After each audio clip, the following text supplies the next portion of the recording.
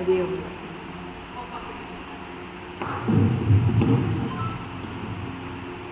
എല്ലാവർക്കും ഹരിയും.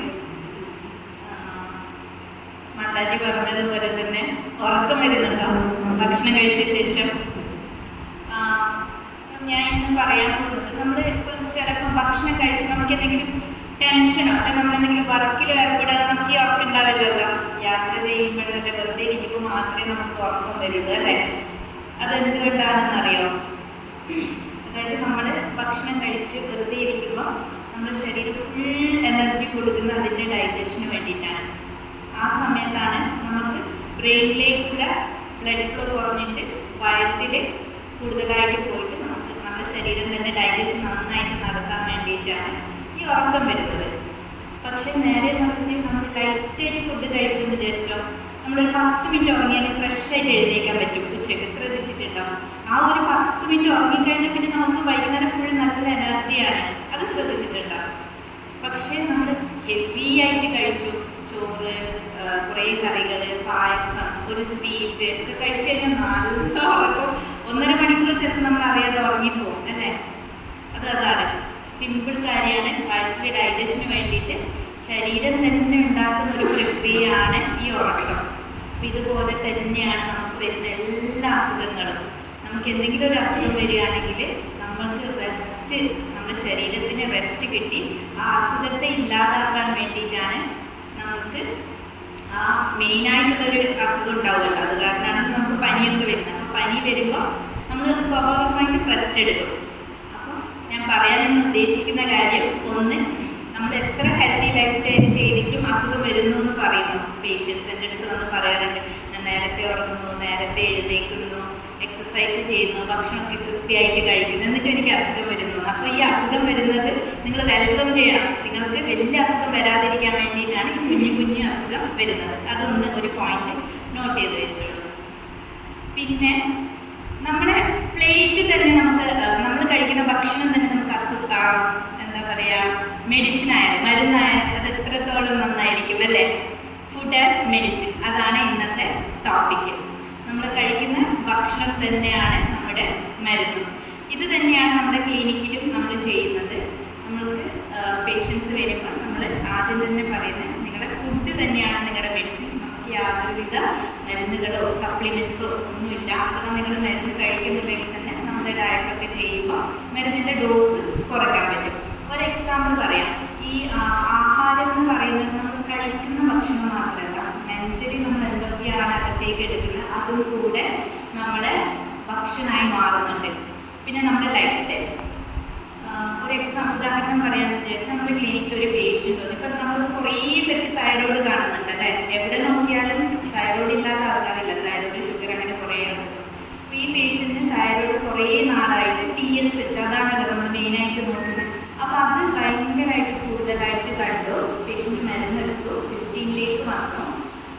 എന്തെങ്കിലും പേഷ്യൻറ്റിന് പിന്നെ 8 വർഷം അതേ മരുന്ന് കഴിക്കുന്നുണ്ട്, ഡോസ് കൂട്ടുന്നുണ്ട്, പക്ഷേ 15ൽ നിന്ന് കുറയുന്നില്ല. കിതപ്പ് കൂടി, വെയിറ്റ് കൂടി, കുറച്ച് സ്റ്റെപ്പ് കയറി വരുമ്പോൾ തന്നെ ഇങ്ങനെ കിതക്കും, സംസാരിക്കാൻ പറ്റില്ല. അപ്പോൾ ആ ഒരു അവസ്ഥയിലാണ് നമ്മൾ ക്ലിനിക്കിൽ സ്റ്റെപ്പ് കയറി വരുന്നത്. അങ്ങനെ ഞാൻ പറഞ്ഞു, നിങ്ങൾ ഒരു കാര്യം ചെയ്യുമോ, രാവിലെ എഴുന്നേറ്റ് 5:30 യോഗയ്ക്ക് വരാൻ പറഞ്ഞു. പേഷ്യൻ്റ് അത് മാത്രമാണ് തുടക്കത്തിൽ ചെയ്തത്. കാരണം ഭക്ഷണക്രമം ചെയ്യാൻ വേണ്ടി കുറച്ച് ബുദ്ധിമുട്ടായിരുന്നു. ഹോട്ടലിൽ വർക്ക് ചെയ്യുന്നതാണ്, സ്വന്തമായിട്ട് ഹോട്ടലുണ്ട്. അപ്പോൾ രാത്രി 12 മണിക്കൊക്കെയാണ് ചിലപ്പോൾ ഭക്ഷണമൊക്കെ കഴിക്കുന്നത്. അതുകൊണ്ട് തന്നെ ലേറ്റായിട്ട് എഴുന്നേക്കുള്ളൂ. പക്ഷെ യോഗയ്ക്ക് വരാൻ തുടങ്ങിയിട്ടുള്ളത് അവർ കുറച്ചൊന്ന് കോൺഷ്യസായി. രാത്രി 10 മണിയായി, ഈ 12 മണിയുടെ സമയം ഉറങ്ങാൻ വേണ്ടി 10 മണിയായി. രാവിലെ 5:30 യോഗയ്ക്ക് വന്നു. 15 ദിവസം യോഗയ്ക്ക് വന്നപ്പോൾ തന്നെ ആ കിതപ്പ് മാറി. അതിനുശേഷം ഞാൻ പറഞ്ഞു, ജസ്റ്റ് ഒന്ന് തൈറോയ്ഡ് പോയി ചെക്ക് ചെയ്യാൻ പറഞ്ഞു. അപ്പം അത് 15ൽ നിന്നും 8ലേക്ക് വന്നു. അപ്പോൾ പേഷ്യൻറ്റിന് തന്നെ കോൺഫിഡൻസ് ആയി. ഇനി കുറച്ച് കൂടെ ആരോഗ്യത്തിൽ ശ്രദ്ധിക്കണമെന്ന് വിചാരിച്ച് കുറച്ച് ഭക്ഷണക്രമമൊക്കെ ഫോളോ ചെയ്ത് തൈറോയ്ഡ് നോർമലിലേക്ക് വന്നു. തൈറോയ്ഡ് മെഡിസിൻസ് കുറച്ച് കൊടുത്തു ഡോക്ടർ. അതിനുശേഷം ഇപ്പം കൃത്യമായിട്ട് യോഗയ്ക്ക് വരുന്നുണ്ട്. യോഗ എപ്പോൾ പേഷ്യൻ്റ് നിർത്തുന്നു, വരാതിരിക്കുന്ന ഒരാഴ്ച ഗ്യാപ്പ് എടുക്കുമ്പോൾ പേഷ്യൻറ്റിന് ഭയങ്കര ബുദ്ധിമുട്ടാണ്. ഇവർക്ക് ക്ഷീണം തോന്നാൻ തുടങ്ങും. അത് എഡിക്ഷൻ ആവുകയാണ്. നമ്മുടെ ഒരു നല്ല കറക്റ്റായിട്ടുള്ള ഒരു ലൈഫ് സ്റ്റൈലിലോട്ട് പോകുമ്പോൾ ആ ലൈഫ് സ്റ്റൈൽ ഒരു ഹാബിറ്റായി മാറുകയാണ്. അപ്പോൾ ഈ സിമ്പിൾ കാര്യം അവർ ചെയ്തുള്ളൂ. രാവിലെ എഴുന്നേറ്റ് യോഗ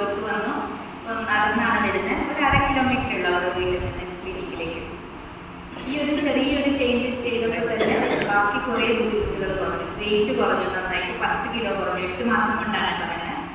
വെയിറ്റ് കുറഞ്ഞു, കിതപ്പ് കുറഞ്ഞു, തൈറോയ്ഡ് മൂലമുണ്ടായ ബുദ്ധിമുട്ടുകൾ കുറഞ്ഞു, തൈറോയിഡിൻ്റെ മെഡിസിൻസ് കുറച്ചു.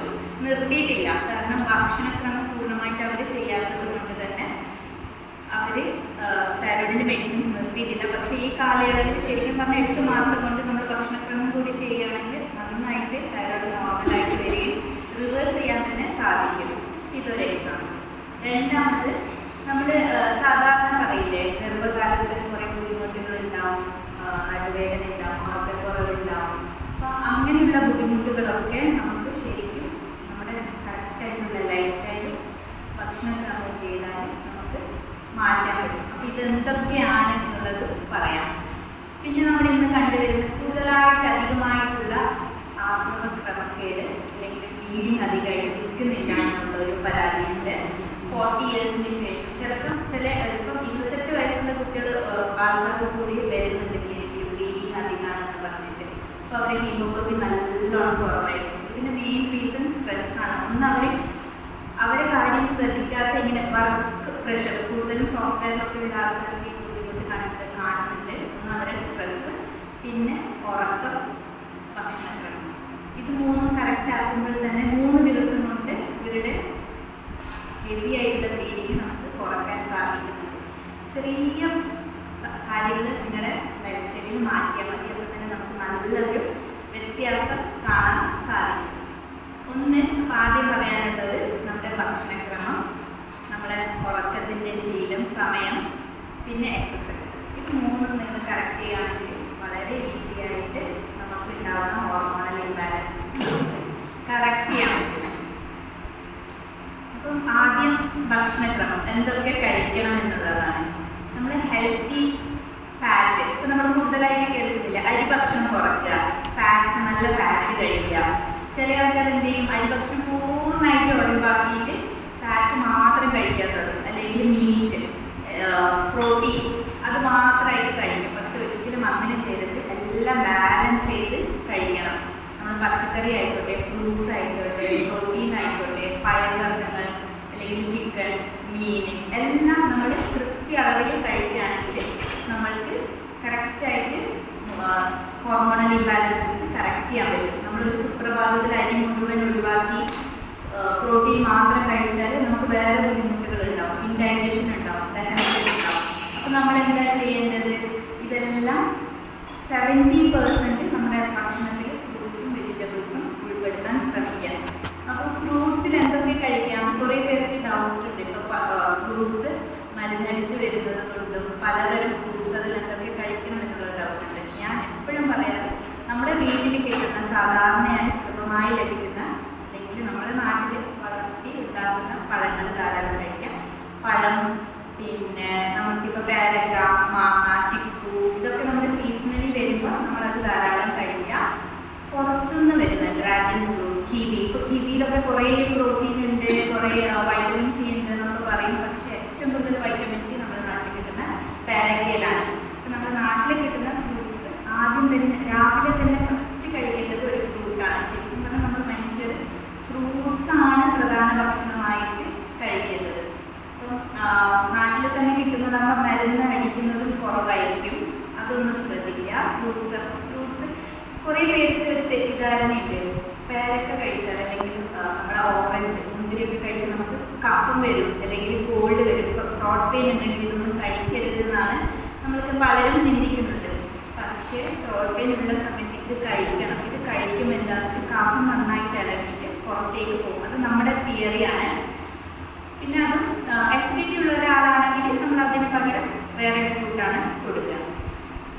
ഈ ഫ്രൂട്ട്സിൽ, ഈ പറഞ്ഞ പുളിയുള്ള ഫ്രൂട്ട്സിൽ ഏറ്റവും കൂടുതലുള്ളത് ജീവകം സി, വൈറ്റമിൻ സി. അപ്പോൾ വൈറ്റമിൻ സി ഉണ്ടെങ്കിൽ മാത്രമേ അയൺ അബ്സോർപ്ഷൻ നടക്കുള്ളൂ. അയൺ ഇന്ന് നമ്മൾ നോക്കുകയാണെങ്കിൽ ഇന്ത്യയിൽ 1948 തൊട്ട് എനീമിയ, അതായത് രക്തക്കുറവ് പരിഹരിക്കാൻ വേണ്ടിയിട്ടുള്ള സ്റ്റെപ്സ് ഗവൺമെൻറ് എടുത്തിരിക്കുന്നു.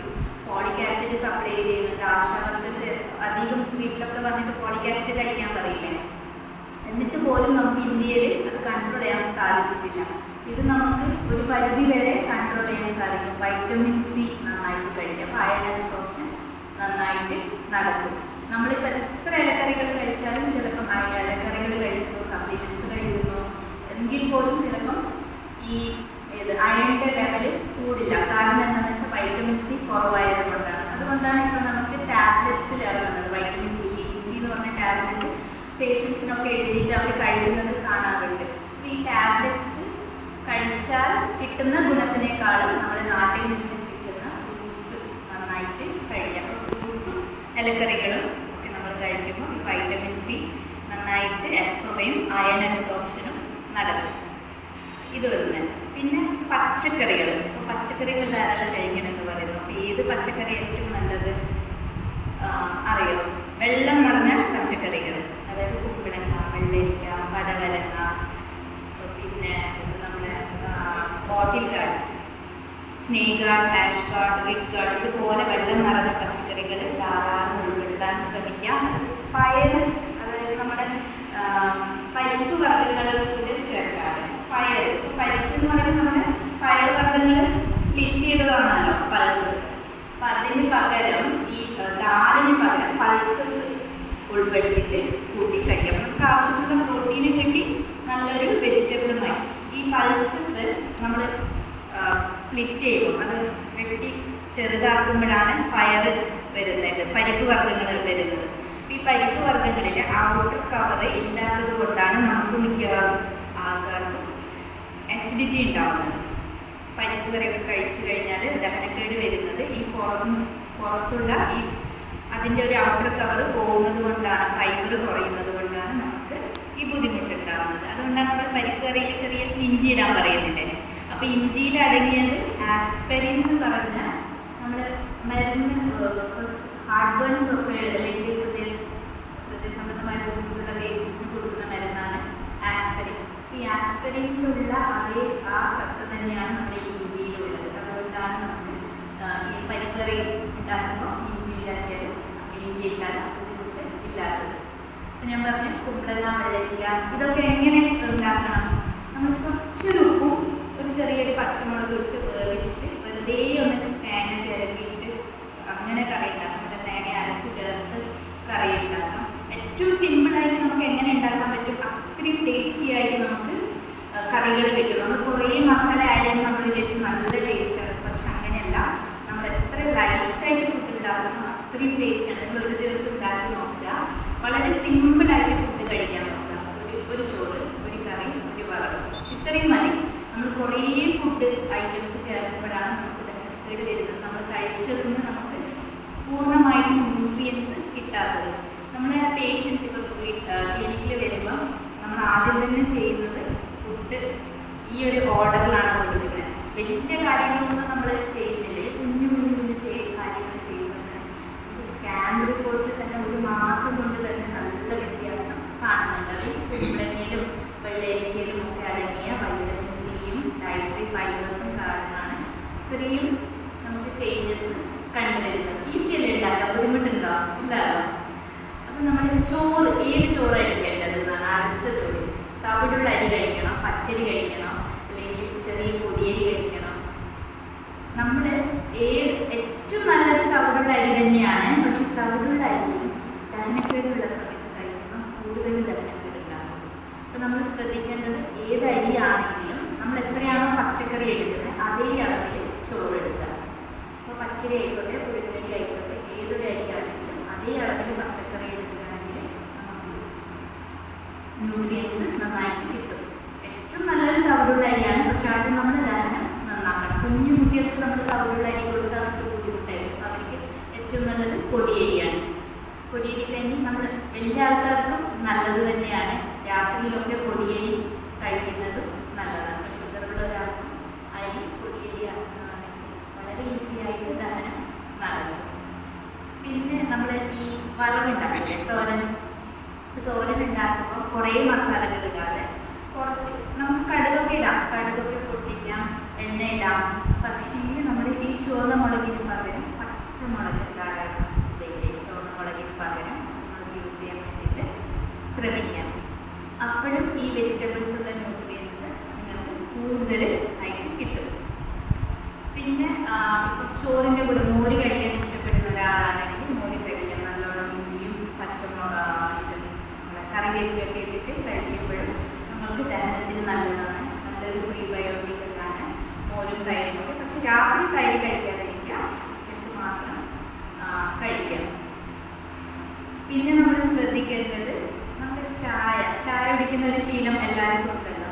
ചായ കുടിക്കരുത് എന്ന് പറയുന്നതിനേക്കാളും ഞാൻ പറയാൻ ഉദ്ദേശിക്കുന്നത് ചായ കുടിക്കുന്ന സമയത്ത് നമ്മൾ മറ്റ് ഭക്ഷണങ്ങൾ കഴിച്ചിട്ട് നമ്മളിപ്പോൾ ഇലക്കറി ഉണ്ടാക്കി കഴിക്കുന്നു, അല്ലെങ്കിൽ നമ്മൾ കടല, ചെറുപയർ, ഇതിലൊക്കെ ധാരാളം പ്രോട്ടീൻ ഉണ്ട്, വൈറ്റമിൻസ് ഉണ്ട്, വൈറ്റമിൻ ഇ ഉണ്ട്. അപ്പം ഇതെല്ലാം നമ്മുടെ ശരീരത്തിൽ ആഗിരണം നടക്കണമെങ്കിൽ ചായ കുടിക്കരുത്. കാരണം എന്താ വെച്ചാൽ ചായയിലുള്ളൊരു പോളിഫിനോള് ഈ ദഹനം പ്രക്രിയയെ തടസ്സപ്പെടുത്തുന്നുണ്ട്. ഇത് നമ്മുടെ വൈറ്റമിൻ സിയുടെ അബ്സോർപ്ഷനെ തടയുന്നുണ്ട്. അത് നമ്മുടെ നാച്ചുറോപ്പതിയിൽ മാത്രമല്ല, എല്ലാ ന്യൂട്രീഷൻ ടെക്സ്റ്റ് ബുക്കും അലോപ്പതി ബുക്സിലായാലും മെഡിസിൻ ബുക്സിലായാലും എഴുതിയിട്ടുണ്ട്. അതായത് നമ്മുടെ ടീയും കോഫിയും അത് നമുക്ക് നമ്മുടെ ദഹനത്തിന് ബുദ്ധിമുട്ടുണ്ടെങ്കിൽ, അല്ലെങ്കിൽ നമുക്ക് ഹീമോഗ്ലോബിൻ കുറവാണെങ്കിൽ ഒഴിവാക്കുന്നത് വളരെ നല്ലതാണ്. ചായയുടെ എഡിക്ഷൻ എങ്ങനെ കുറയ്ക്കാം? ഇന്ന് രാവിലെ എൻ്റെ പേഷ്യൻ്റ് വിളിച്ചു, ചായ കുടിക്കാതിരിക്കാൻ പറ്റുന്നില്ല, എനിക്ക് ഭയങ്കര തലവേദന. ഞാൻ പറഞ്ഞു ഒരു കാര്യം ചെയ്യും, എല്ലാവരോടും ഞാൻ ഇങ്ങനെ തന്നെ പറയാറ്, പാൽ ചായ എന്നുള്ളത് കട്ടൻ ചായയാണ്.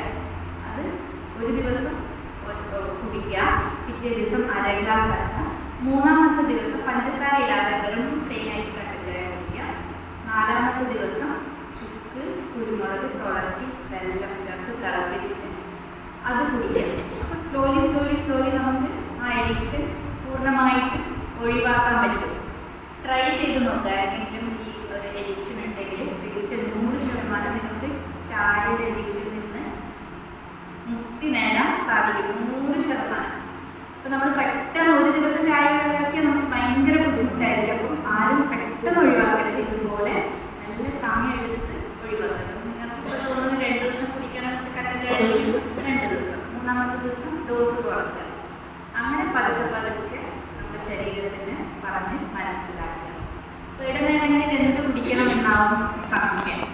നിങ്ങൾക്ക് ഫ്രൂട്ട് ജ്യൂസ് കുടിക്കാം, അല്ലെങ്കിൽ ഹെർബൽ ഡ്രിങ്ക്സ് ഉണ്ടാക്കി കുടിക്കാം. കുരുമുളകും മല്ലിയും ജീരകവും ഒക്കെ വറുത്ത് പൊടിച്ച് അങ്ങനെ ഹെർബൽ ടീ ഉണ്ടാക്കി കുടിക്കാം. അല്ലെങ്കിൽ നമുക്ക് വെറുതെ തുളസി ഇട്ട് തിളപ്പിച്ച ആ വെള്ളം കുടിക്കാം. സിനമൺ, കറുവപ്പട്ട ഇട്ട് തിളപ്പിച്ച വെള്ളം കുടിക്കാം. കൂർക്കല ഇട്ട് തിളപ്പിച്ച വെള്ളം കുടിക്കാം. പേരക്കയുടെ ഇലയിട്ട് തിളപ്പിച്ച വെള്ളം കുടിക്കാം. എല്ലാത്തിനും ഓരോരോ ടേസ്റ്റാണ്. നമ്മൾ ഡിഫറെൻറ്റ് വെറൈറ്റി ഓരോ ദിവസം ഒന്ന് ട്രൈ ചെയ്യാം. അപ്പം നമുക്ക് തന്നെ നമ്മുടെ മനസ്സിനെ തന്നെ നമ്മളൊന്ന് ചീറ്റ് ചെയ്യുന്ന പോലെയാണ്. ഇപ്പോൾ ചായ കുടിക്കുന്ന ഒരാൾക്ക് പകരം കുടിക്കാൻ പറ്റും ഒരു ഇൻട്രസ്റ്റിംഗ് അല്ലേ പേരക്കയില, പിന്നെ അങ്ങനെ ഓരോ ഇലകളൊക്കെ ഇട്ടിട്ട് ഡിഫറെൻറ്റ് കളർ ശംഖുപുഷ്പം ടീ. അപ്പോൾ കളർ വ്യത്യാസം ഉണ്ടാകും. ശംഖുപുഷ്പം ടീയിലേക്ക് കുറച്ച് ചെറുനാരങ്ങ കുടിക്കാം, അപ്പോൾ ഒരു ലൈറ്റ് പിങ്ക് കളർ വരും.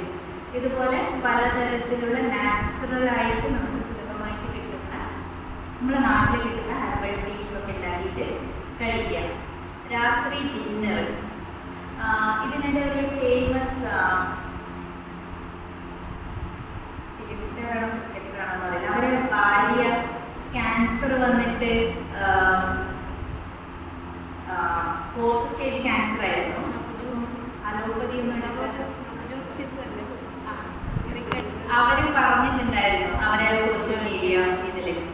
അതായത് ലൈഫ് സ്റ്റൈൽ കറക്ഷൻ ചെയ്തപ്പോൾ ക്യാൻസറിൽ നിന്ന് പെട്ടെന്ന് മുക്തി നേടി എന്നുള്ളത്. അപ്പോൾ നിങ്ങൾ ക്യാൻസറിന് ട്രീറ്റ്മെൻറ്റ് എടുക്കുമ്പോൾ ലൈഫ് സ്റ്റൈൽ ഫോളോ ചെയ്യുക. അപ്പോൾ നമുക്ക് പെട്ടെന്ന് ഈസി ആയിട്ട് ഏതൊരു അസുഖത്തെയും നമുക്ക് മറികടക്കാൻ സാധിക്കും. നിങ്ങൾ അലോപ്പതി എടുത്തോളൂ, ആയുർവേദം എടുത്തോളൂ, പക്ഷേ ഈ ഭക്ഷണക്രമങ്ങളും എക്സസൈസും എപ്പോഴും കൂടെ കൂട്ടുക. പെട്ടെന്ന് നിങ്ങൾക്ക് അസുഖം മറികടക്കാൻ സാധിക്കും. ഞാൻ പറഞ്ഞു വന്നത് ഹെർബൽ ടീ വരെ എത്തിയില്ല. ഹെർബൽ രാത്രി ഞാൻ പറയാം, ഈ സ്റ്റോറി പറയാൻ കാരണം എന്ന് വെച്ചാൽ ഇവര് ഈ സിന്ധു എന്ന് പറയുന്ന ആ ഒരു വൈഫ് 6:30 കഴിഞ്ഞാൽ പിന്നെ ഡിന്നർ കഴിക്കില്ലായിരുന്നു. അതായിരുന്നു അവരുടെ ഡെഡ് ലൈൻ. പിന്നെ പിറ്റേ ദിവസം രാവിലെയാണ് ബ്രേക്ക്ഫാസ്റ്റ് കഴിക്കുന്നത്. അപ്പം അത്രയും സമയം എന്തായി ബോഡിക്ക് ഡൈജഷന് വേണ്ടിയിട്ട്, അതായത് ദഹനത്തിന് വേണ്ടിയിട്ട് സമയം ചെലവഴിക്കാതെ ബോഡി ഓട്ടോമാറ്റിക്കലി അസുഖം മാറ്റാൻ വേണ്ടിയിട്ട് എനർജി ഡൈവേർട്ട് ചെയ്തു. അപ്പോൾ ഡിന്നർ കഴിയുന്നതും 7:30, 8 o'clock ശേഷം ഡിന്നർ കഴിക്കരുത്. പക്ഷെ പലരും ഡ്യൂട്ടി കഴിഞ്ഞൊക്കെ വരുന്നത് ചിലപ്പോൾ 7:30 ആയിരിക്കാം, 8 o'clock ആവാം, ചിലർ 9 o'clock ആവാം.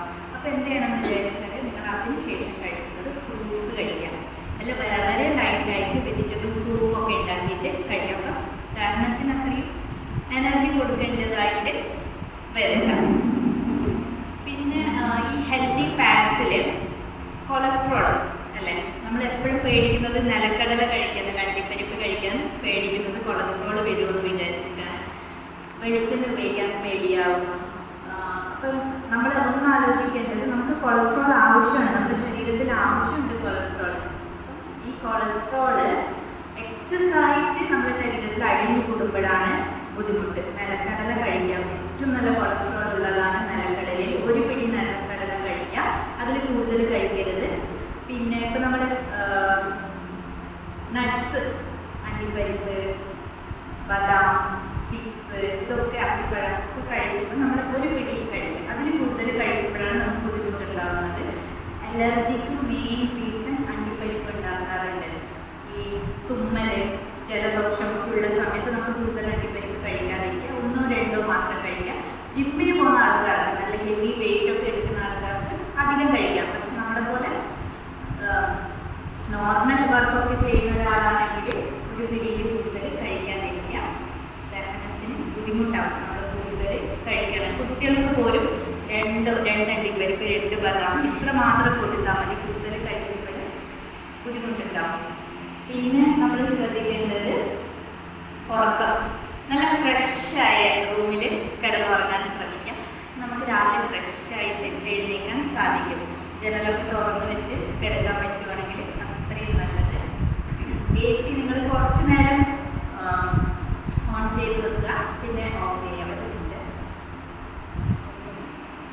ഞാൻ എക്സസൈസിനെ കുറിച്ചാണ് പറയാൻ പോകുന്നത്. അപ്പോൾ നമുക്ക് കുറച്ച് ചെറുതായിട്ട് എക്സസൈസ് ചെയ്യാം. യോഗ ചെയ്തു എന്ന് പറഞ്ഞു. ചെയർ യോഗ ചെയ്തോ നിങ്ങൾ? ചെയർ യോഗ ചെയ്യില്ല. ചെയറിൽ ഇരുന്നുകൊണ്ട് യോഗ ചെയ്യാം. റെഡി അല്ലേ? ബോറടിക്കോ? ഓക്കെ. അപ്പോൾ കൈ രണ്ടും ഇങ്ങനെ ചിന്മുദ്രയിൽ വെക്കണം കേട്ടോ, മുട്ടിൻ്റെ മേലെ വെക്കുക. നമ്മൾ ചിന്മുദ്ര എന്തിനാണ് വെക്കുന്നതെന്ന് അറിയാം? നമ്മൾ ആത്മാവും പരമാത്മാവും, അത് നമ്മളും ഈശ്വരനും തമ്മിൽ യുണൈറ്റ് ചെയ്യുന്നതിന് സിമ്പിളാണ് ഇത്. നടുനിവർന്നിരിക്കുക, കണ്ണുകൾ അടച്ച് നമ്മുടെ ശ്വാസം മാത്രം ശ്രദ്ധിക്കുക. ഡ്രസ്സൊക്കെ എവിടെയെങ്കിലും ടൈറ്റായി ഫീൽ ചെയ്യുന്നുണ്ടെങ്കിൽ ലൂസാക്കുക, മുടിയൊക്കെ ഒന്ന് അഡ്ജസ്റ്റ് ചെയ്യുക. വളരെ ഫ്രീ ആയിട്ടിരിക്കുക, വളരെ ഫ്രീ ആയിട്ടിരിക്കുക. നമ്മുടെ ഫുൾ ബോഡി വെയിറ്റ് നമ്മുടെ ചെയറിലേക്ക് കൊടുക്കുക. കണ്ണടക്കുക, ഫുൾ ബോഡി വെയിറ്റ് ചെയറിൽ. കണ്ണടക്കുക, കാലുകളിലൊന്നും നനയ്ക്കുക, വളരെ സ്ലോ ആയിട്ട് നനയ്ക്കുക. കാലുകളിലൊന്നും ടൈറ്റാക്കുക, വളരെ ലൂസാക്കുക. കാല് ഭൂമിയിൽ വെച്ച് ആ ഭൂമിയിൽ കിട്ടുന്ന ആ ഒരു ചെറിയ ചൂട് ഫീൽ ചെയ്യുക. കാലുകൾക്ക് ലൂസാക്കുക. നിങ്ങളുടെ ശ്രദ്ധ വയറിലേക്ക് കൊണ്ടുവരിക. ശ്വാസം എടുക്കുമ്പോൾ വയർ പോകുന്നതും ശ്വാസം വിടുമ്പോൾ വയർ താഴുന്നതും ശ്രദ്ധിക്കുക. ശ്വാസം എടുക്കുമ്പോൾ നെഞ്ച് വികസിക്കുന്നതും ശ്വാസം വിടുമ്പോൾ നെഞ്ച് താഴുന്നതും ശ്രദ്ധിക്കുക. ഇനി കൈകളൊക്കെ ലൂസാക്കി വെച്ചോളൂ, വളരെ ലൂസാക്കി വെക്കുക. കണ്ണുകൾ ലൂസാക്കുക. നിങ്ങളുടെ ഐബ്രോസ് ലൂസാക്കുക. നെറ്റിയൊക്കെ ലൂസാക്കി വെക്കുക. നെറ്റി ചുളിക്കരുത്. പല്ല് ലൂസാക്കി വെക്കുക. വളരെ റിലാക്സ്ഡായി ചെയറിലേക്ക് ചാഞ്ഞിരിക്കുക. വളരെ റിലാക്സ്ഡായിട്ടിരിക്കുക. നമുക്ക് ചുറ്റുമുള്ള ശബ്ദം ശ്രദ്ധിക്കുക.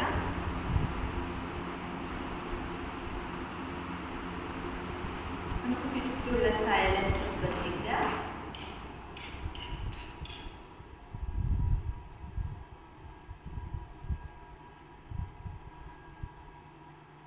റിലാക്സ്.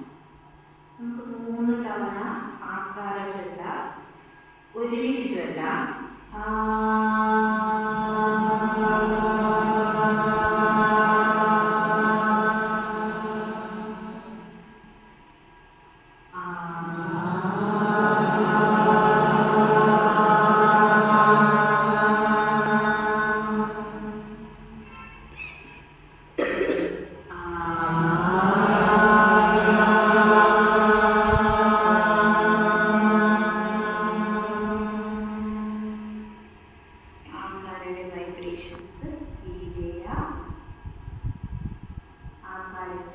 പോസിറ്റീവ് വൈബ്രേഷൻ ഫീൽ ചെയ്യുക.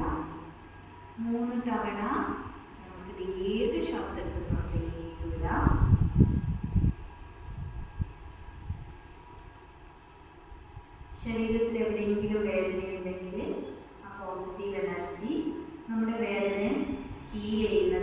വേദനയില്ലാതെ ആക്കുന്നത് ഫീൽ ചെയ്യാം.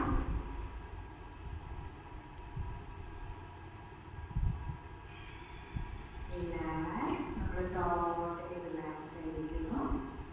2 കൈകളും തമ്മിൽ റബ്ബ് ചെയ്യാം. കൈ കപ്പ് പോലെയാക്കി കണ്ണിൻ്റെ മേലെ വെക്കുക. ചെറുചൂട് ഫീൽ ചെയ്യുക. സാവധാനം കൈകൾ നോക്കി കണ്ണ് തുറക്കുക. ഫ്രഷായില്ലേ? യോഗ ചെയ്യാം. ഓക്കെ, ഇരുന്നുകൊണ്ട് നമ്മൾ ശ്വാസം എടുത്ത് കഴുത്ത് പിറകിലോട്ട് എടുക്കുക.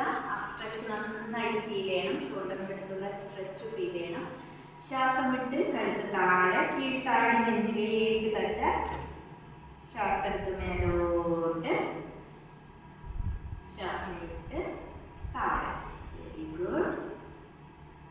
ഇനി ശ്വാസം എടുത്ത് വലത്തോട്ട് തിരിക്കുക. കഴുത്ത് ശ്വാസം വിട്ട് എടുത്ത് 2 വശത്തേക്കും പതുക്കെ തിരിക്കുക.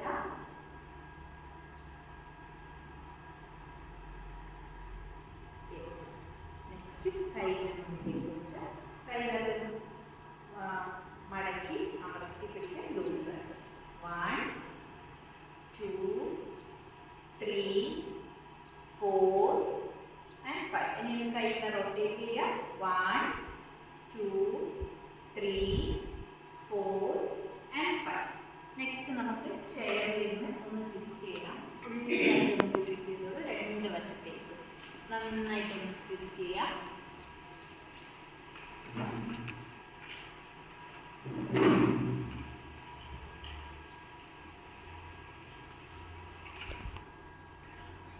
കുറച്ചൊന്ന് നിങ്ങൾ സ്പേസ് ഉണ്ടാക്കിക്കൂടെ. കൈ ഇങ്ങനെ ഉയർത്തി നന്നായിട്ട് ബാക്ക് സ്ട്രെച്ച് ചെയ്യുക. നന്നായിട്ട് ബാക്ക് സ്ട്രെച്ച് ചെയ്യുക. ബാക്ക് സ്ട്രെച്ച് ചെയ്യുക. അതിനുശേഷം 2 കാലുകളും സ്ട്രെച്ച് ചെയ്ത് കാൽഭാഗം പിടിക്കാൻ ശ്രമിക്കുക. ഒന്നും കൂടി പിറകിലോട്ട് സ്ട്രെച്ച് ചെയ്യുക. ഒന്നും കൂടെ മുന്നിലേക്ക്. റിലാക്സ്. അടുത്തത് നമ്മൾ കാലിങ്ങനെ മടക്കി ബെൻഡ് ചെയ്ത് ബാക്കിലോട്ട് കാൽഭാഗം താഴെ. കാല് നമ്മളിങ്ങനെ ankle up and down. Yes. 1. നല്ലോണം സ്ട്രെച്ച് കിട്ടുന്നില്ലേ? നമ്മൾ മേലെ മുട്ട് വരെ സ്ട്രെച്ച് ഫീൽ ചെയ്യണം കേട്ടോ.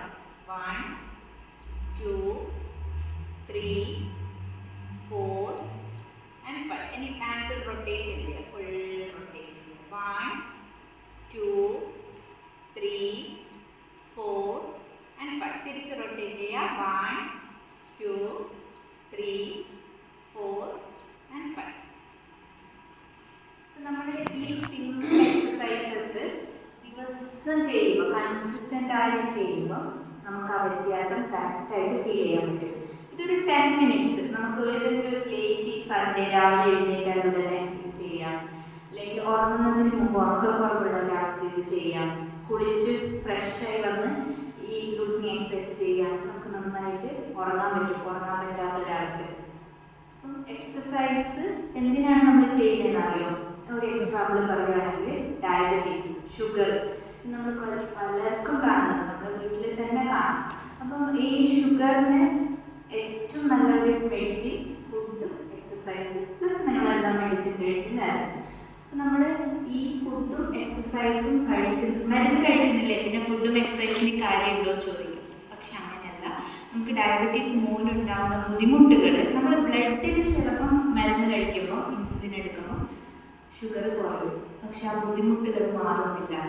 ഷുഗറിനെ കൊണ്ട് ഉണ്ടാകുന്ന ബുദ്ധിമുട്ടുകൾ മാറുന്നില്ല. അപ്പോൾ ഈ മാറാത്തതിൻ്റെ മെയിൻ കാരണം ഒന്ന് എക്സസൈസിന് കുറവാണ്. കാരണം നമ്മൾ എക്സസൈസ് ചെയ്യുമ്പോൾ ചെറുകുടലിൽ നിന്ന് ഇൻക്രിറ്റിൻ എന്ന് പറഞ്ഞൊരു ഹോർമോൺ ഉൽപ്പാദിക്കും. ഈ ഇൻക്രിറ്റിൻ എന്ന് പറഞ്ഞ ഹോർമോൺ ഇൻസുലിൻ ലൈക്കാണ്. ഇൻസുലിനെ പോലെ തന്നെയുള്ളൊരു ഹോർമോണാണ്. അപ്പം ഇത് പ്രൊഡ്യൂസ് ആവാൻ വേണ്ടിയിട്ട് നമ്മൾ എക്സസൈസ് ചെയ്യണം. കുറേ വീഡിയോസ് നിങ്ങൾ കാണട്ടെ. കാലിൻ്റെ ബാക്കിലെ മസിലില്ലേ, കാഫ് മസിൽ, അതിൻ്റെ എക്സസൈസ് ചെയ്തിട്ട് ഷുഗർ കുറയ്ക്കുന്ന ആൾക്കാരുടെ വീഡിയോ കണ്ടിട്ടുണ്ടാവും. അത് ശരിക്കും പറഞ്ഞാൽ അൺസയൻറ്റിഫിക് അല്ല. ഈ മസിൽസ് പ്രവർത്തിക്കുമ്പോൾ നമ്മൾക്ക് ഇതുപോലുള്ള നല്ല ഹോർമോൺസ് ശരീരത്തിൽ ഉണ്ടായിട്ട് നമ്മുടെ ഷുഗർ ലെവൽസ് കുറയുന്നതാണ്. ഇതൊക്കെ ശരിക്കും പറഞ്ഞാൽ റിയലാണ്, റിസർച്ച് നടത്തിയതാണ്. ഈ എക്സസൈസ് ഒക്കെ ചെയ്യുമ്പോൾ ഷുഗർ ലെവൽസ് കുറയുന്നത്. പിന്നെ സ്ട്രെസ്, അപ്പം അത് കുറയ്ക്കാൻ കുറയ്ക്കാൻ വേണ്ടിയിട്ടാണ് യോഗ പോലെയുള്ള മെഡിറ്റേഷൻ പോലെയുള്ള അതൊക്കെ നിങ്ങൾക്ക് ഹെൽപ്പ് ചെയ്യുന്നത്. പിന്നെ ഈ എക്സസൈസിൻ്റെ വേറൊരു ഗുണം എന്ന് വിചാരിച്ചാൽ നമുക്കിപ്പം ചെറുതായി ഇപ്പം കഴുത്തിൻ്റെ മൂവ്മെൻറ്റ്സ് ചെയ്യുമ്പോൾ തന്നെ തൈറോയ്ഡ് ഗ്രന്ഥി ആക്ടിവേറ്റ് ആവും. നമ്മൾ ഇപ്പോൾ വീഡിയോ കാണുന്നുണ്ട്, ഈ സർവകാസനം മാത്രം ചെയ്യുമല്ലോ, മനസ്സിൽ ഈ ഒരു ആസനം ചെയ്യുമോ നിങ്ങളുടെ തൈറോയ്ഡ് മാറ്റുമോ? അപ്പം അങ്ങനെയല്ല, 1 മണിക്കൂർ നിങ്ങൾ എക്സസൈസ് ചെയ്യുമ്പോൾ ആ ഒരു ആസനയും കൂടി ഉൾപ്പെടുത്തുമ്പോഴാണ് നമുക്ക് തൈറോയ്ഡിൽ നിന്ന് ശരിക്കും മുക്തി നേടുക. നമ്മൾ ഈ വീഡിയോ കണ്ട ഉടനെ ഈ എക്സസൈസും ചെയ്ത് മരുന്ന് നിർത്തരുത്. എല്ലാം ഒരുപോലെ നമ്മൾ ഒരുമിച്ച് കൊണ്ടുപോകാൻ വേണ്ടിയിട്ട് ശ്രമിക്കണം. എക്സസൈസും വേണം, ഭക്ഷണവും വേണം, ഔഷധവും വേണം. ഒന്നുമില്ലാതെ നമ്മൾ വെറുതെ ഒരു ആസനയോ ഒരു ഭക്ഷണക്രമോ ചെയ്തിട്ട് കരിഞ്ചീരകം കഴിക്കൂ, ഷുഗർ അരയ്ക്കൂ, അപ്പം അതൊന്നും സത്യമല്ല. നമ്മൾ പ്രോപ്പറായിട്ടുള്ള ഹെൽത്തി ലൈഫ് സ്റ്റൈൽ ചെയ്താൽ മാത്രമേ നമുക്ക് ലൈഫ് സ്റ്റൈൽ അല്ലെങ്കിൽ ഹോർമോൺ സംബന്ധമായ ബുദ്ധിമുട്ടുകൾ കുറയ്ക്കാൻ സാധിക്കുള്ളൂ. ഞാൻ ആദ്യം പറഞ്ഞ ഭക്ഷണക്രമം, എക്സസൈസ്, പിന്നെ നമ്മുടെ സ്ട്രെസ് കുറയ്ക്കുക, ഇത് 3ഉം ചെയ്യുമ്പോൾ നമുക്ക് ഉണ്ടാകുന്ന ഹോർമോണൽ വ്യതിയാനങ്ങൾക്കൊക്കെ നമുക്ക് മാറ്റം ലഭിക്കും.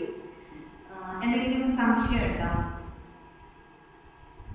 ഇത്രയും പറഞ്ഞതിൽ എന്തെങ്കിലും സംശയം?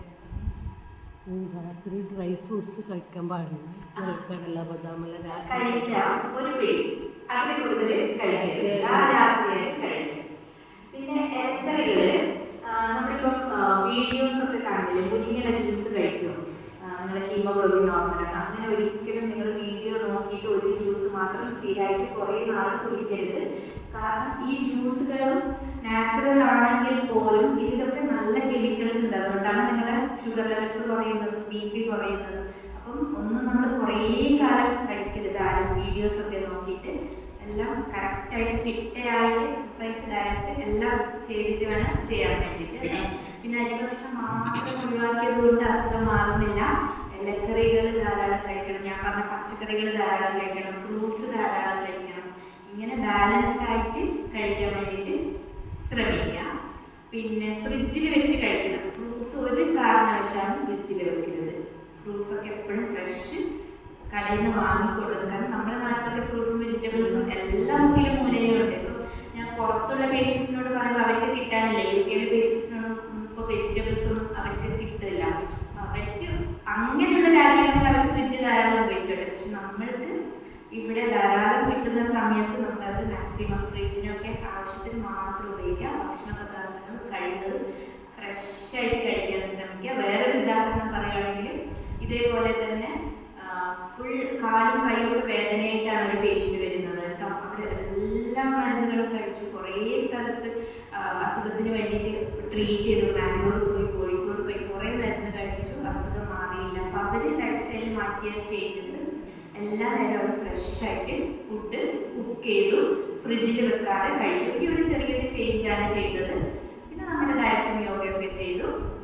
ഒരു 10 ദിവസത്തിൽ തന്നെ ഇവർ കുറേ 8 വർഷമായിട്ട് അനുഭവിക്കുന്ന ബുദ്ധിമുട്ടുകൾ കുറഞ്ഞു. പിന്നെ വേറൊരു സംഭവം ഇതിനിടെ ഉണ്ടായെന്ന് വെച്ചാൽ, ഒരു പേഷ്യൻ്റ് എൻഡോമെട്രിയൽ ലെയർ അറിയും, അതായത് നമ്മുടെ ഗർഭപാത്രത്തിലുള്ള പാളി, ഔട്ടർ കവർ, അത് തിക്കായിട്ട് ബ്ലീഡിങ് ആണ് കേട്ടോ. അപ്പം എൻ്റെ സീനിയറിൻ്റെ ചേച്ചിയാണ്. അപ്പോൾ അവരെന്നെ കോൺടാക്ട് ചെയ്തു. അപ്പം ഞാൻ പറഞ്ഞു, ഇങ്ങനെ ഡയറ്റൊക്കെ ചെയ്യൂ, 10 ദിവസം ചെയ്യൂ, 21 ദിവസം കഴിഞ്ഞ് നമുക്ക് സ്കാൻ ചെയ്യണം. അപ്പോൾ 21 ദിവസം കഴിഞ്ഞ് സ്കാൻ ചെയ്തപ്പോൾ അപ്പോഴത്തേക്കും ബ്ലീഡിംഗ് ഒക്കെ കുറഞ്ഞു.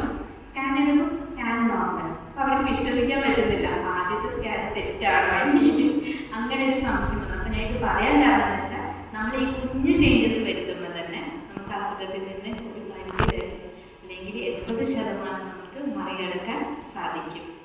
അപ്പോൾ ഇതാണ് ഇന്നത്തെ ടോക്ക്. സംശയം ഉണ്ടെങ്കിൽ ചോദിച്ചോളൂ. അത് നല്ലതാണ്. അത് കുടിക്കുന്ന വെള്ളത്തിൽ സ്ഥിരമായിട്ട് കഴിക്കില്ല, ആവശ്യത്തിന് മാത്രം കുറച്ച് കാലം കഴിച്ചിട്ട് പിന്നെ അത് വെറുതെ. കാരണം എന്താണെന്ന് വെച്ചാൽ, നമ്മളെല്ലാ ഔഷധ ഗുണമുള്ള ചെടികളുണ്ടല്ലോ, നമുക്ക് അസുഖം വരും, പിന്നെ അത് ശരീരത്തിൽ അത്രയും പെട്ടെന്ന് ഇതാവില്ല.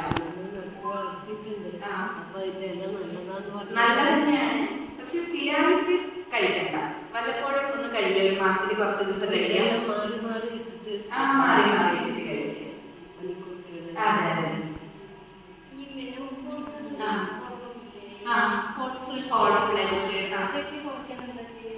ഒന്ന് നമ്മുടെ ഞാൻ പറഞ്ഞ പോലെ തന്നെ life style exercise very very important. പിന്നെ ഞാൻ പറഞ്ഞ പോലെ വെള്ളം നിറഞ്ഞ പച്ചക്കറികൾ ധാരാളം കഴിക്കുക. ഇഷ്ടമാണെങ്കിൽ ഓലനൊക്കെ സ്ഥിരമായിട്ട് കഴിക്കാൻ ശ്രമിക്കുക. ഇളനീര് കുടിക്കുക. ഉറക്കം മെയിനായിട്ട്. കാരണം എന്താണെന്ന് വിചാരിച്ചാൽ ഉറങ്ങും നമ്മൾ ഫുൾ ഡാർക്ക് ലൈറ്റിൽ ഉറക്കുക. ഡാർക്ക് അതെ ഉറങ്ങുന്നത് ജനലൊക്കെ തുറന്നിട്ട് തന്നെയാണോ അടച്ചിട്ടാണോ? അല്ല നിങ്ങളൊരു കാര്യം ചെയ്യുമോ, കുറച്ച് ദിവസം AC കുറച്ച് നേരം ഇട്ടിട്ട് പിന്നെ ഒന്ന് ജനൽ തുറന്നിട്ടിട്ട് ഉറങ്ങാൻ പറ്റുവാണെങ്കിൽ മസ്കിറ്റോന്റെ നെറ്റൊക്കെ ഇട്ടിട്ട് ഉറങ്ങാൻ ശ്രമിക്കുക. അത് നല്ലൊരു ചേഞ്ച് ഉണ്ടാക്കും നിങ്ങൾക്ക്. കാരണം നമ്മുടെ ശരീരത്തിൽ മെലറ്റോണിൻ എന്ന് പറഞ്ഞ ഹോർമോൺ റിലീസ് ആവാൻ വേണ്ടിയിട്ട് നമുക്ക് ഫ്രഷ് എയർ വേണം. അപ്പോൾ ഫ്രഷ് എയർ കിട്ടാതിരിക്കുമ്പോഴാണ് നമുക്ക് ഈ മെനോപോസൽ ബുദ്ധിമുട്ടുകൾ ഉണ്ടാകുന്നത്. ഒന്ന് ട്രൈ ചെയ്യും. പിന്നെ ഇളനീര് കുടിക്കുക കേട്ടോ.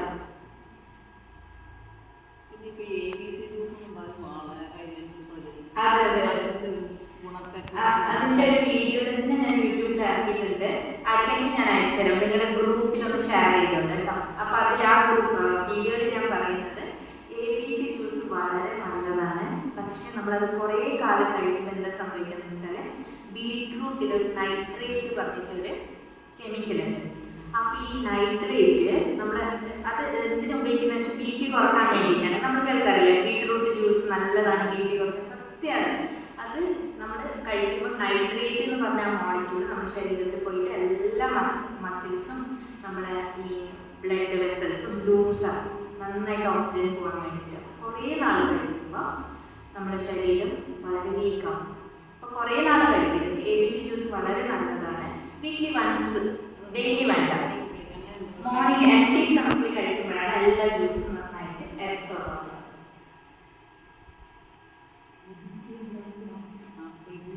Apple, beetroot, carrot. ഹീമോഗ്ലോബിൻ കുറവുള്ളപ്പോൾ അത് കഴിക്കാം. പക്ഷെ അത് ആ ഹീമോഗ്ലോബിൻ കൂടിക്കഴിഞ്ഞാൽ പിന്നെ നിർത്തണം.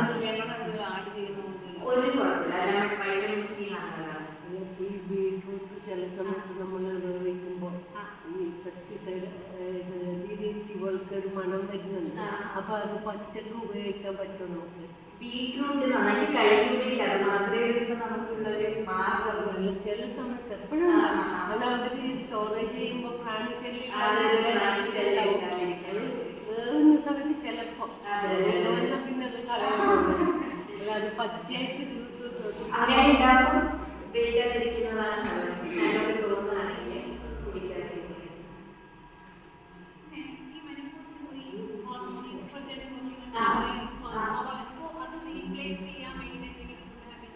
അത് നട്ട്സ് വളരെ നല്ലതാണ്. നമ്മുടെ നട്ട്സ് പിന്നെ പറയും ഫൈറ്റ് ഈസ്ട്രജൻ ഉള്ളത് സോയാബീൻസിലാണെന്ന് പറയും. പക്ഷെ സോയാബീനും കൂടുതൽ കഴിച്ചാൽ തൈറോയിഡിന്റെ ഫംഗ്ഷനെ ബാധിക്കും.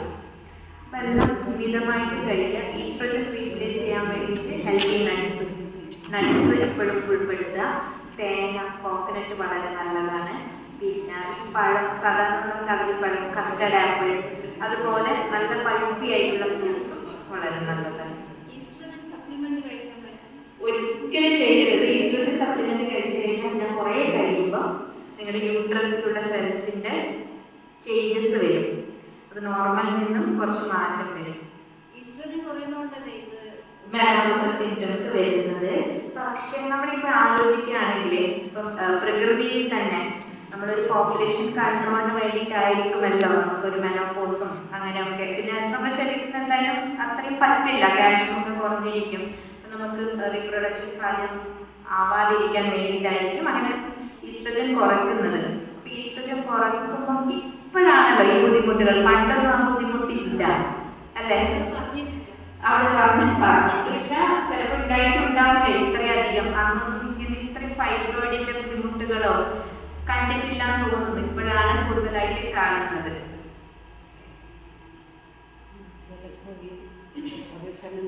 കുറച്ച് നടക്കുമ്പോൾ അല്ലെങ്കിൽ കുറേ സമയം ഇരുന്നിട്ട് എണീക്കുമ്പോൾ ഒരു ബാലൻസ് കിട്ടാത്ത പോലെ ആണ്. അതിന് ഡോക്ടർ പോയിട്ട് മരുന്ന് കഴിക്കാണ്ട് വേറെന്തെങ്കിലും എക്സസൈസ് ഞാനിപ്പോൾ പറഞ്ഞില്ല, ചെയർ എക്സസൈസ് അത് സ്ഥിരമായിട്ട് ചെയ്യണം. ഇതിപ്പോൾ ഞാൻ കുറച്ച് എക്സസൈസേ പറഞ്ഞിട്ടുള്ളൂ. വേണമെങ്കിൽ വേറൊരു ദിവസം വന്ന് നിങ്ങൾക്ക് എല്ലാവർക്കും കുറച്ച് കൂടുതൽ എക്സസൈസിന്റെ കാര്യങ്ങൾ പറഞ്ഞു തരാം. പ്രാക്ടിക്കലി ചെയ്യാം. ഇത്രയും സമയത്തിനുള്ളിൽ നമുക്ക് എക്സസൈസ്. പിന്നെ നിങ്ങൾ യോഗ ചെയ്തിട്ടുള്ളൂ അല്ലേ? എക്സസൈസ് എല്ലാം ഭക്ഷണം കഴിച്ചിട്ടും ചെയ്യാം. ഇപ്പൊ കാണിച്ചത് 1 മണിക്കൂർ കഴിഞ്ഞിട്ട് ചെയ്യാം ഭക്ഷണം കഴിച്ചിട്ട് കേട്ടോ. നന്നായിട്ട് ഭയങ്കര പ്രസ് ചെയ്യുന്നൊന്നും ചെയ്യണ്ട, ബാക്കി ട്വിസ്റ്റിങ്ങും അതൊക്കെ ചെയ്യാം. അതെ അതെ അതെ അതെ, അതന്നെ ഞാൻ പറഞ്ഞത്. കുട്ടികളിൽ ആദ്യം തന്നെ ഈ എക്സസൈസിന്റെ കാര്യം പറയാം. കാരണം ഇന്ന് നമ്മുടെ കുട്ടികൾ സ്കൂളിലേക്ക് പോകുന്നു, തിരിച്ചു വരുന്നു, ഹോംവർക്ക് ചെയ്യുന്നു, അതിൻ്റെ ഇടയിൽ അവർക്ക് കളിക്കാൻ ആക്ച്വലി സമയമില്ല. സ്കൂളിൽ നിന്ന് കിട്ടുന്ന PT പീരീഡിൽ കിട്ടുന്ന കുറച്ച് സമയമേ ഉള്ളൂ. അപ്പോൾ സാറ്റർഡേ സൺഡേസ് എക്സസൈസിന് വേണ്ടിയിട്ട് കുറച്ച് നേരം മാറ്റി വെക്കുക, നേരത്തെ ഉറങ്ങുക. അത് എന്തായാലും നമുക്ക് ചെയ്യാൻ പറ്റുമല്ലോ. പിന്നെ ജങ്ക് ഫുഡ്സ് ഒക്കെ കഴിയുന്നതും ഒഴിവാക്കുക. ഹെൽത്തി ഹോം ഫുഡ്, അതാണ് മെഡിസിൻ.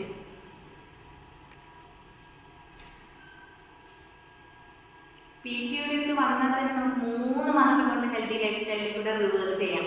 മരുന്ന് കഴിക്കേണ്ട ആവശ്യമില്ല PCODക്ക്.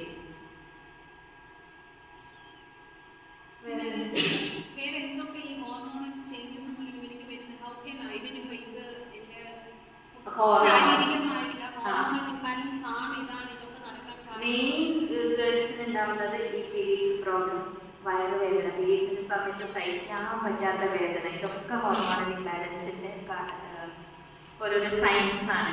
പിന്നെ അവർക്ക് എന്തെങ്കിലും നെക്കിന്റെ അടുത്തുള്ള കളർ ചേഞ്ച്, അണ്ടർ ആംസിലുള്ള കളർ ചേഞ്ച്, അല്ലെങ്കിൽ സ്കിൻ ഇച്ചിങ്, സ്കിന്നിലുള്ള ഹാർഡ്നെസ്, അതൊക്കെ മനസ്സിലാവും. പിന്നെ കുട്ടികൾക്ക് ഉറക്കമില്ലായ്മ വരികയാണെങ്കിൽ ഇപ്പം കുട്ടികൾക്ക് ഉറങ്ങാൻ ബുദ്ധിമുട്ട്, പിന്നെ എന്താണെന്നറിയാത്ത ഒരു ഭയം, എക്സാം ഒക്കെ വരുമ്പോൾ ഭയങ്കരമായിട്ട് ടെൻഷൻ അടിക്കുന്നു, അങ്ങനെയൊക്കെ ഉണ്ടെങ്കിൽ ചെറിയ ചെറിയ സിംറ്റംസ് ആണ്.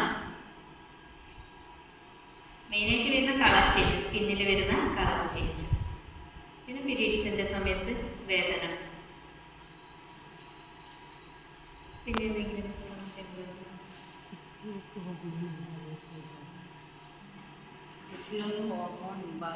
കുഞ്ഞു കുട്ടികൾക്കില്ല, 12 വയസ്സിന് പീരീഡ്സ് ഒക്കെ വന്നു കഴിഞ്ഞിട്ടുണ്ടാവും. പഠിക്കുന്ന ഒരു മോനുണ്ട്, അവന് ഉറക്കം കുറയുന്നു രാത്രി. അത് ഹോർമോണൽ രാവിലെ എണീക്കുന്നു. അതെ, ഇന്ന് രാവിലെ എണീക്കുന്നതോട് പറയുന്നത് ഉറക്കം വരുന്നില്ല. കുട്ടിയെ നന്നായിട്ട് കളിക്കാൻ പറ്റും. ഇത് ഹോർമോണൽ ഇംബാലൻസ് അല്ല കേട്ടോ.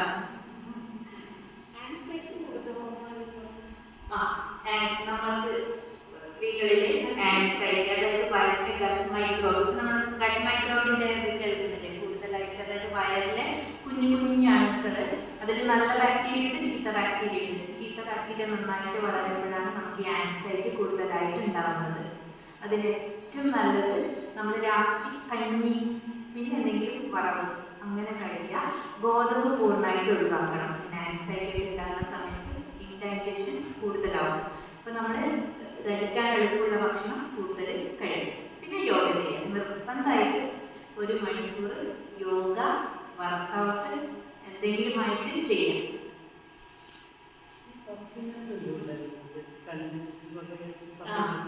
എപ്പോഴും ഇടയ്ക്കിടയ്ക്ക് വരും. നിങ്ങൾ വെള്ളമുള്ള പച്ചക്കറികൾ ധാരാളം കഴിച്ചു നോക്കൂ. ഇഞ്ചി ചതച്ചിട്ട് വെള്ളത്തിലിട്ട് തിളപ്പിച്ചിട്ട് കുടിക്കാൻ നോക്കുക. രാവിലെ വൈകുന്നേരം 100 ml മതി. അതൊരു ചെറിയ പീസ് ഇഞ്ചി മതി കേട്ടോ. ഈ ഹോർമോണൽ ഇംബാലൻസിനെ കൺട്രോൾ ചെയ്യാൻ പീരിയഡ്സ് ഇമോഷണൽ ചേഞ്ചസ്. ഒന്ന് എള്ളുണ്ട വളരെ നല്ലതാണ് കേട്ടോ. നമ്മൾ വീട്ടിൽ തന്നെ ഉണ്ടാക്കുക. എള്ള് വറുത്ത് വെള്ളം ഒരുക്കിയിട്ട് ഒന്ന് മിക്സ് ചെയ്തിട്ട് ഒരു ഡബയിലാക്കി വെക്കുക. 1 സ്പൂണ് കൂടി കഴിക്കുക. പീരീഡ്സിന് മുമ്പായിട്ട് കഴിക്കണം. 14 ദിവസം മുമ്പ് സ്റ്റാർട്ട് ചെയ്യണം. 1 സ്പൂണ് കഴിക്കുക. ഷുഗർ കെയിൻ ജ്യൂസ് കുടിക്കുക. Exercise very important. Exercise start ചെയ്യണം. നിർബന്ധമായിട്ട് നിങ്ങൾ കുട്ടികളാണെങ്കിൽ ഷട്ടിൽ കളിക്കാനോ അല്ലെങ്കിൽ ഓടിച്ചാടി നടക്കാനോ, അല്ലെങ്കിൽ നിങ്ങൾക്കാണെങ്കിൽ എക്സസൈസ് ആയിട്ട് സ്റ്റാർട്ട് ചെയ്യണം. പക്ഷേ നടക്കുന്നത് തന്നെ നമുക്ക് പീരീഡ്സിന് മുമ്പ് ചെയ്താൽ പീരീഡ്സിൻ്റെ സമയത്താണ് ബുദ്ധിമുട്ടുകൾ കുറേയൊക്കെ നമുക്ക് കൺട്രോൾ ചെയ്യാൻ പറ്റും. ഉറക്കം എല്ലാവരും ഇമ്പോർട്ടൻസ് കൊടുക്കണം കേട്ടോ. 8 hours ഉറങ്ങണം, നിർബന്ധമായിട്ട് ഉറങ്ങണം. 8 hours ഉറങ്ങാൻ പറ്റിയില്ലെങ്കിൽ പകൽ എപ്പോഴെങ്കിലും കുറച്ച് നേരം വിശ്രമിക്കണം. കണ്ടിന്യൂസ് ഒരു മെഷീന് പോലെ വർക്ക് ചെയ്യരുത് കേട്ടോ ആരും. കണ്ടിന്യൂസ് 8 hours ഉറങ്ങാൻ പറ്റിയാൽ നിങ്ങൾ ഏറ്റവും ഭാഗ്യവതിയാണ്. അങ്ങനെ ഉറങ്ങാൻ വേണ്ടിയിട്ട് ട്രൈ ചെയ്യാം. അതിനേക്കാളും വലിയ മെഡിസിൻ വേറെയില്ല. ഇപ്പം നമ്മൾ സർജറി ചെയ്ത ഒരു പേഷ്യൻ്റ് 6 മണിക്കൂർ സെഡേഷനിൽ ഇടുന്നില്ല. എന്തിനാണെന്ന് അറിയാം? ആ സർജറി ചെയ്തതിൽ നിന്ന് ഒരു ഹീലിംഗ് ഉണ്ടാവാൻ വേണ്ടിയിട്ടാണ് സെഡേഷനിലേക്ക് ഇടുന്നത്. അപ്പം അതേപോലെ തന്നെയാണ് നമ്മൾ ഉറങ്ങിയാൽ മാത്രമേ നമുക്ക് കൂടുതൽ വർക്ക് ചെയ്യാനുള്ള എനർജി കിട്ടുള്ളൂ.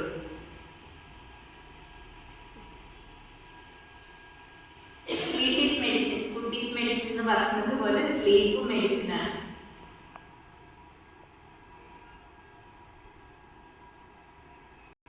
ഇല്ലെങ്കിൽ നേരത്തെ കിടന്നാലും 9 മണിക്കെല്ലാം കിടന്നാലും 3 മണി 3:30 ആകുമ്പോൾ എല്ലാം ഉണരും. പിന്നെ ഉറക്കം വരില്ല. അല്ല, അന്നേരം 3 മണിക്ക് നന്നായിട്ട് ഉറങ്ങാൻ പറ്റുന്നില്ലേ? പിന്നെ രാവിലെ വരെ ഉറക്കം വരില്ല. അതിൻ്റെ ഇടയിൽ ഉണർന്നാൽ മൈൻഡ് ഡൈവേർട്ട് ചെയ്യാൻ നോക്കുക. അല്ലെങ്കിൽ 10 മണിക്ക് ഉറങ്ങിയാൽ 5 മണി വരെ ഉറങ്ങാൻ പറ്റുകയാണെങ്കിൽ 10 മണിക്ക് ഉറങ്ങാം. നേരത്തെ ഉറങ്ങാൻ കിടന്നാൽ രാവിലെ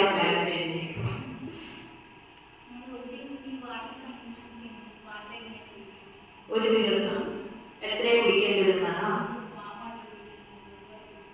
അത് ഓരോരുത്തരുടെ ശരീരത്തിന് അനുസരിച്ച് കുടിക്കുക. ചില ആൾക്കാർക്ക് ചൂടുവെള്ളം കുടിച്ചാലാണ് നല്ല എനർജി കിട്ടുക. ചില ആൾക്കാർക്ക് കിണറ്റിൽ നിന്ന് കോരിയെടുത്ത പച്ചവെള്ളം കുടിച്ചാൽ മാത്രമേ കുടിച്ചൊരു തൃപ്തി ഉണ്ടാവുള്ളൂ.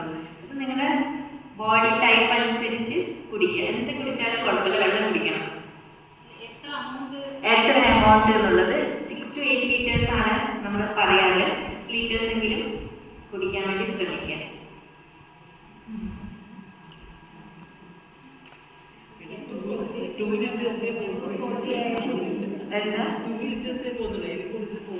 അത് പറ്റുന്നത്രയും കുടിച്ചാൽ മതി. ഓവറായിട്ട് കുടിക്കണമെന്നില്ല. നമ്മളെന്താ പറയാതെന്ന് അറിയാം? നാച്ചുറോപ്പതിയിൽ പറയും drink when thirsty, eat when hungry. അങ്ങനെയാണ് നമ്മൾ പറയാറ്. നമ്മളെ ഇതനുസരിച്ചിട്ട് വെള്ളം കുടിക്കുക.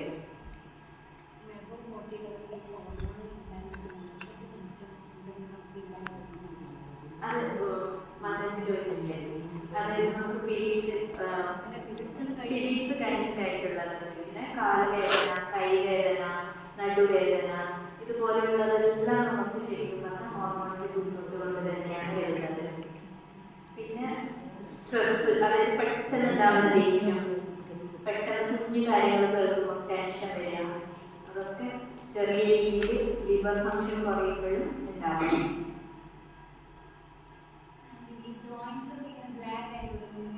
ഓരോ ജോയിന്റില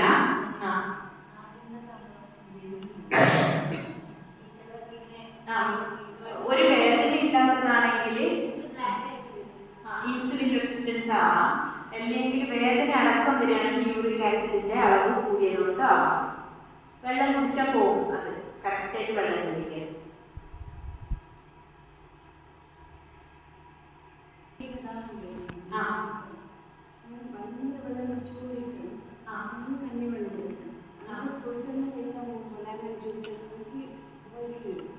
വോയിസ് വരും. അപ്പൊ നിങ്ങൾക്ക് പിത്തം കൂടുതൽ ഉണ്ടാവാം. അപ്പൊ നമ്മൾ ഈ lemon, citric acid, vitamin C, പുളിപ്പുള്ള ഫ്രൂട്ട്സ് ഒഴിവാക്കിയിട്ട് പപ്പായ, പഴം വരുന്നുണ്ട്. അപ്പം കസ്റ്റർഡ് ആപ്പിൾ നോക്കിയിട്ടുണ്ടോ? ചിക്കു, പേരക്ക, അനാറ്, അത് മാത്രം കഴിച്ചാൽ മതി കുറച്ചു കാലത്തേക്ക്. ജീരകം വെള്ളം തിളപ്പിച്ച് കുടിക്കുക.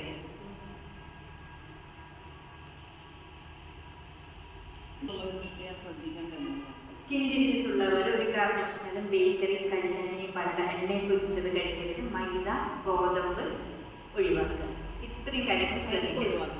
പരിപ്പ് ഒഴിവാക്കി ഞാൻ നേരത്തെ പറഞ്ഞില്ല. ദഹനക്കേട് ഉണ്ടാക്കുന്ന ഒരു ഏറ്റവും വലിയ വില്ലനാണ് പരിപ്പ്. അപ്പം അതിന് പകരം പയർ ആയിട്ട് കഴിക്കാൻ ശ്രമിക്കുക.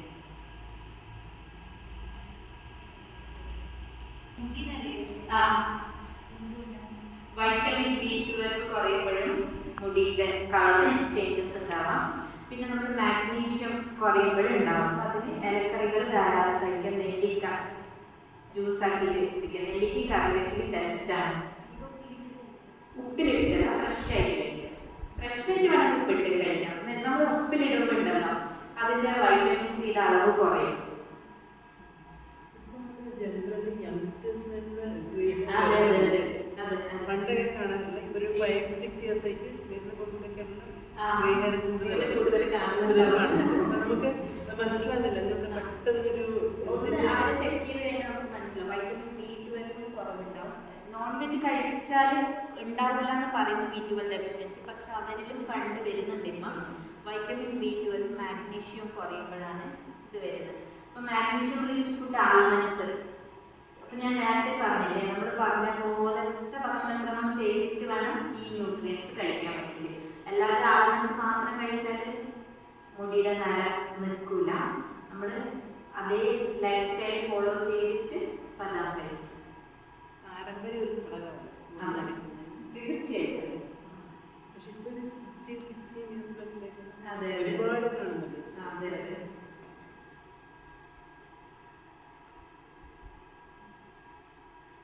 ഉറക്കമില്ലായ്മ ബുദ്ധിമുട്ടുണ്ടെങ്കിൽ ഇലക്കറികൾ കഴിക്കാം. ഇലക്കറികളാണെന്നുള്ള മാഗ്നീഷ്യം ഉണ്ട്.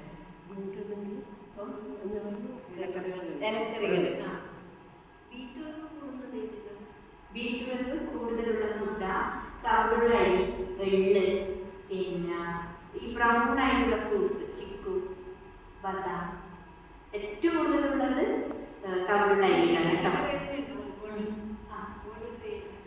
അത് ഈ കാൽഷ്യം B12 ഇതൊക്കെ കുറയുന്നത് ഫെറിറ്റിൻ എന്ന് പറഞ്ഞ ഒരു ഇതും കൂടെ കുറയുമ്പോൾ നമുക്ക് ബോഡി പെയിൻ ഉണ്ടാകും. അപ്പോൾ ഫെറിറ്റിൻ കൂട്ടാൻ ഏറ്റവും നല്ലത് ബീട്രൂട്ട്.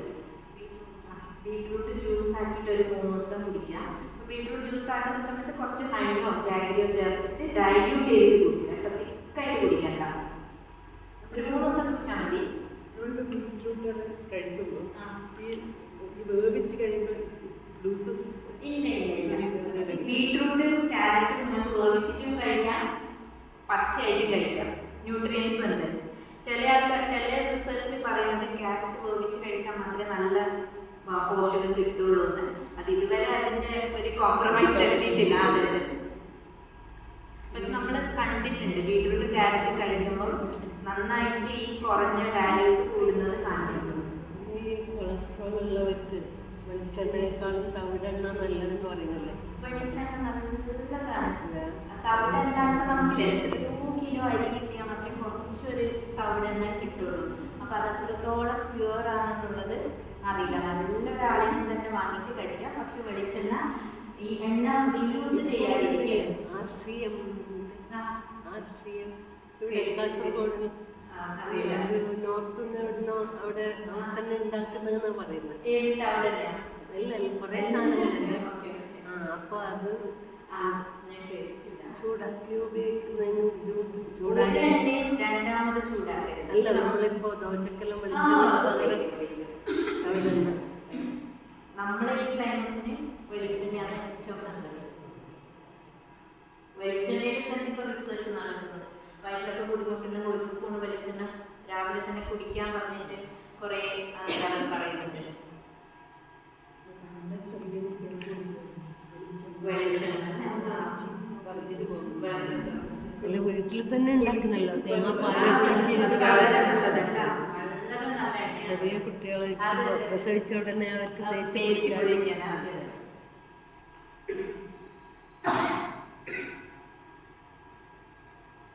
ഇനി എന്തൊക്കെ അവിടെ ഇല്ലായിരുന്നോ? ബാക്കി ആലോചിച്ചുകൊണ്ടിരിക്കുകയാണ് രീതിയിൽ. അപ്പോൾ നമ്മളുടെ ചിന്യാ മിഷൻ കാസർഗോഡ് ദേവി ഗ്രൂപ്പിൻ്റെ ബിഹാഫ് ഡോക്ടർ ഋഷിക്കും അവരുടെ ക്ലിനിക്കിനും ഇവർക്കൊരു ക്ലിനിക്കില്ല ഇവിടെ സ്ഥല ഏരിയയിൽ ശൂലി ഒരു ക്ലിനിക്കുണ്ട്. ആക്ച്വലി ഞാനും ഒരു ലൈഫ് പ്ലാനിലൊക്കെ പോയിരുന്നു. പക്ഷെ ഞാനിവിടെ താമസിക്കുന്ന എൻ്റെ ലൈഫ് സ്റ്റൈലും എൻ്റെ ട്രാവലും എൻ്റെ കാര്യങ്ങളൊക്കെ എനിക്കത് കണ്ടിന്യൂ ചെയ്യാൻ പറ്റില്ല. ബിക്കോസ് ഞാൻ പക്ഷേ അത് നല്ലൊരു എന്താ പറയുക, അദ്ദേഹം പറഞ്ഞതുപോലെ തന്നെ നമ്മുടെ ഫുഡാണ് ആദ്യം വേണ്ടത്. ഫുഡ് ഹാബിറ്റ്സിൽ മാറ്റുന്നതിലൂടെ നമ്മുടെ ആരോഗ്യത്തിൽ പല പ്രശ്നങ്ങളും നമുക്ക് തരണം ചെയ്യാം. പക്ഷെ അതൊരു വലിയ കോൺഷ്യസ് എഫേർട്ടാണ്. നമ്മൾ പറയാൻ ഭയങ്കര എളുപ്പമാണ്, പക്ഷെ അതിൻ്റെ എഫേർട്ട്